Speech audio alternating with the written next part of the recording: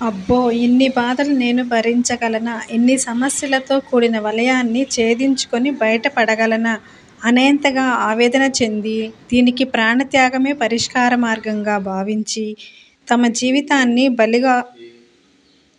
బలిగావించుకోవాలనుకునే ముందు ఒక్క క్షణం ఆలోచించి చూడు. ఆ ఆలోచన ఎంత అవివేకమైందో ఇట్టే అర్థమవుతుంది. ఓ నేస్తమా! ఇంతకంటే జటిలమైన సమస్యలతో నిత్యం సతమతమవుతున్న వాళ్ళు సమాజంలో ఎందరు లేరు? వాళ్ళంతా నీలాగా ఆలోచిస్తే రోజు ఎన్ని ఆత్మహత్యలు వినాల్సొస్తోందో. అన్నిటినీ తట్టుకొని వృద్ధాప్యం వచ్చేంత వరకు జీవనయాత్ర సాగించిన వాళ్ళు అనేకులున్నారు. వాళ్ళని స్ఫూర్తిగా తీసుకొని లోకాన్ని పరికించి చూడు. అప్పుడు నీ సమస్య చాలా చిన్నదిగా కనిపిస్తుంది. చిటికెలో నిన్నావరించిన భయం తేలిపోతుంది. ఇంతకంటే కూడా భయంకరంగా బాధించే సమస్యలతో ఎందరు మనుగడ సాగిస్తున్నారో తెలిసొస్తుంది.